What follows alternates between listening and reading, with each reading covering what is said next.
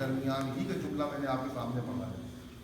اکثر آپ کہتے ہیں بات نہ کریے تو لاج رکھیے، ورنہ کوئی فائدہ نہیں، بات نہ کریے. اگر آپ کسی چیز کے اوپر کہہ رہے ہیں کہ نہیں یہ ہے اور ہم آپ کے لیے جان دے دیں گے اور آپ کے لیے جو ہے لکھنؤ سے کلچے نہاری لے آئیں گے، بھائی لاج رکھیے کم سے کم. اس سردی کے موسم میں واقعی یہ چیز ہونی چاہیے.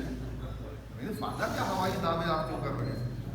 اگر واقعی ہم کہہ رہے ہیں کہ پروردگار ہم تیری عبادت کرتے ہیں اور تجھی سے مدد چاہتے ہیں، تو پھر قرآن مجید میں جو بندے سے کہہ رہا ہے پروردگار، اے میرے بندے دیکھو کبھی بھی شیطان کی عبادت نہ کرنا اور اپنے والدین کے ساتھ احسان کرنا. تو یہ دو چیزیں اگر ہم نے اپنی زبان پہ جاری کر دی ہیں اور ہمارا پروردگار ہم سے مطالبہ کر رہا ہے تو زندگی گزر جانی چاہیے، لیکن پھر کبھی ہمیں شیطان کی عبادت نہیں کرنی چاہیے. اچھا کبھی کبھی ہم بہت گہرائی میں جا کے نہیں سوچتے. ایک یہ جو نماز پڑھ رہے ہیں ہم ابھی ہم نے نماز جمعہ پڑھی ہے، ایک تو یہ ہے کہ نماز جمعہ پڑھنا ہے. دیکھیے میں پھر گزارش کر دوں، میں اپنی بات کا ذمہ دار ہوں پوری طریقے سے، اور میں اس منبر سے کئی بار قسم بھی کھا چکا ہوں اور کئی بار آپ کی خدمت میں گزارش بھی کر چکا ہوں. میری بات ایک عام بات ہوتی ہے. میں اس منبر پر اسی منبر کی قسم کسی کو ٹارگٹ نہیں بناتا، اور اس لیے کہ اس کی اجازت منبر نے نہیں دی ہے.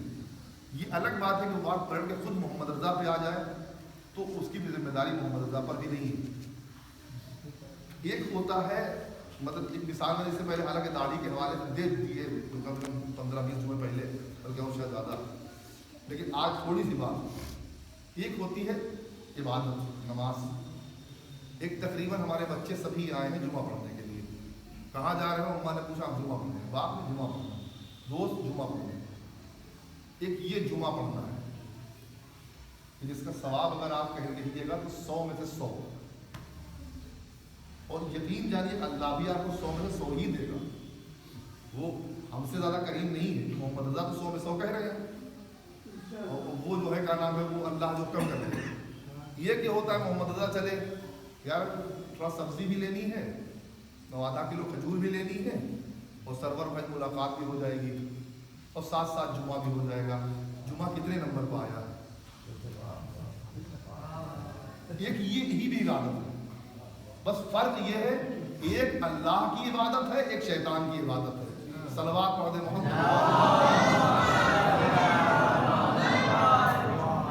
جہاں انسان اپنے نفس کو مقدم رکھتا ہے وہ عبادت شیطان کی عبادت کہلاتی ہے.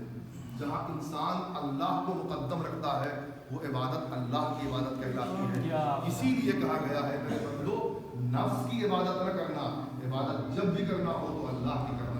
صلوات پڑھتے محمد. بس عزیز بات تمام ہو گئی. یہ مہینہ امام علی نقی علیہ السلام کی شہادت کا مہینہ ہے.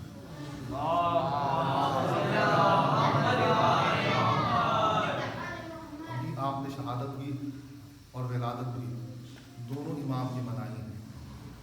کیا امام کی زندگی ہے سب آپ کے سامنے روشن ہے.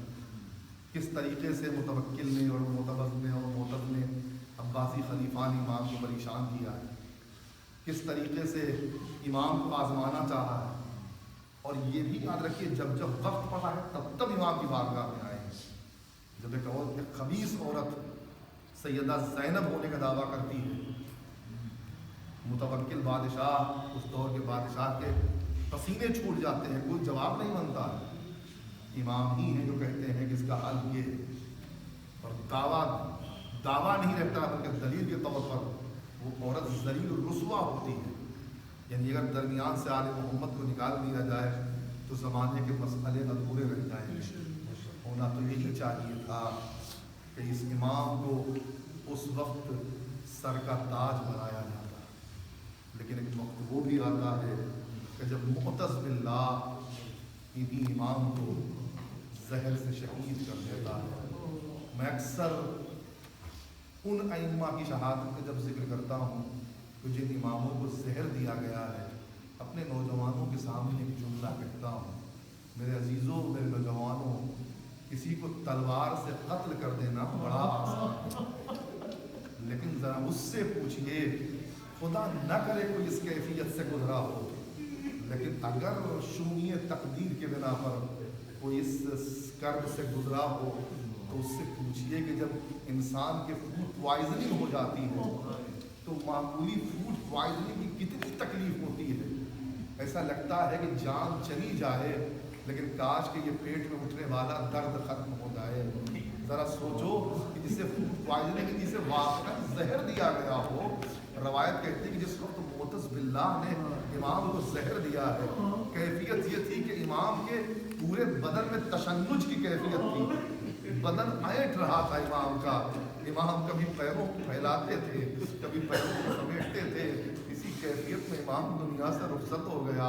लेकिन लाखों सलाम इमाम अस्करी पर, बाप के जनाजे पर आ गए तो गुस्ल दे दिया, कफन पहना दिया, बाबा की नमाज मैयत पढ़ाई। हाँ हाँ, जब बेटे आज़ाद हों तो बाप की मैयतें बड़ी शान से उठती हैं। आए गरीब करबला हुसैन, आए सैयदुस्साजिदीन ज़ैनुल आबिदीन। एक बाप है कि जिसका लाशा करबला में पड़ा है, एक बेटा है कि जिसके हाथों में हथकड़ियाँ, पैरों